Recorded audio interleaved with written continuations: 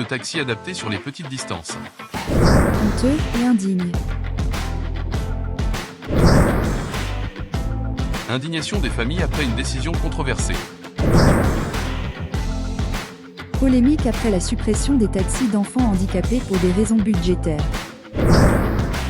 La suppression pour des raisons budgétaires suscite l'indignation. 450 familles d'enfants handicapés privées de transport scolaire.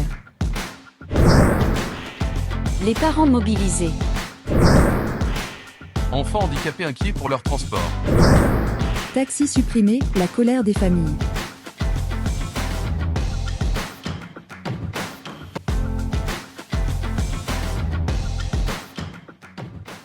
« 1700 familles bénéficient actuellement de ce service en Loire-Atlantique, et entre 500 à 700 familles pourraient ne plus en jouir en septembre prochain. Les familles sont laissées sur le bord de la route. Dans tous les sens du terme. Ça va changer toute l'organisation de la famille. Si les transporteurs ne le font pas, qui va le faire? Et tout ça rajoute des emmerdes. Ce n'est absolument pas adapté à des enfants autistes, polyhandicapés ou porteurs d'autres pathologies lourdes. Rappelons aussi que ces familles, parfois monoparentales, ne choisissent pas la localisation de leur établissement scolaire. Ce service est essentiel en termes de charge mentale aussi. Ça nous facilite la vie. Avoir un enfant handicapé, c'est parfois complexe. Sans doute qu'il y aura des moments où on devra choisir entre travailler ou emmener Louise à l'école. On demande encore plus aux aidants familiaux, alors qu'ils sont déjà usés. On avait une mesure de soutien pour notre vie quotidienne, pour le fonctionnement de la famille. Et là, boum. On nous remet la tête sous l'eau. Ça devient vraiment très dur. En plus, on nous annonce cela en juin. Les parents vont devoir s'organiser pour leur travail. Je comprends leur étonnement.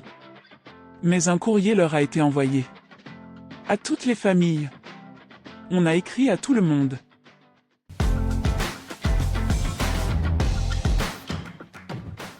Une organisation qui va aussi bouleverser les sociétés de transport spécialisées. C'est simple, on va perdre une centaine de tournées et autant de chauffeurs. 130 emplois sont directement menacés. Les chauffeurs sont inquiets.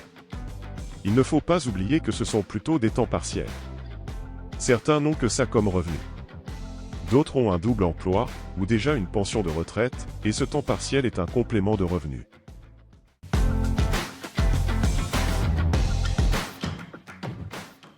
Surtout, c'est la justification avancée par la vice-présidente du département qui a fait sortir de ses gonds Laetitia.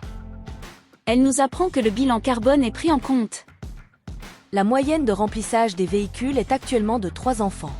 Avec la mesure, elle tombera à moins de 2. Alors que le trajet global, lui, demeurera bien souvent inchangé, notamment en agglomération. On continuera d'aller récupérer un enfant à 15 km de son établissement. Mais, on ne prendra plus celui qui vit à moins de 5 km, alors qu'on passera toujours devant chez lui.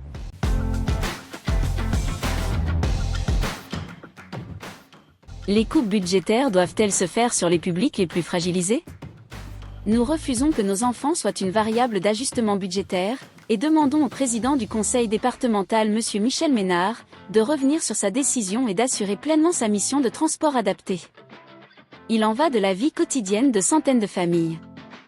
Elle demande à l'élu écologiste Ombelina Carion, chargée du handicap, de revenir sur sa décision avant le 14 juillet. Elle n'a pas le droit de supprimer les droits de nos enfants. Nous nous battrons jusqu'à ce que leurs droits soient rétablis.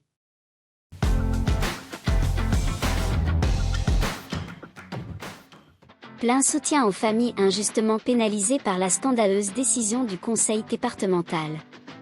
Une décision indigne, inacceptable et insupportable. Ce sujet dépasse les clivages politiques. On prend en otage les parents pour qui c'est déjà le parcours du combattant. Comme me disait une maman, on ajoute du handicap au handicap. Le département, avec un budget de 1,65 milliard d'euros, a de l'argent. Il suffit qu'il arrête de se disperser, il suffit qu'il se concentre en priorité sur ses compétences obligatoires, pour être au rendez-vous de la solidarité. Fier que notre majorité régionale ait voté ce jour un vœu demandant au conseil départemental de revenir sur sa décision.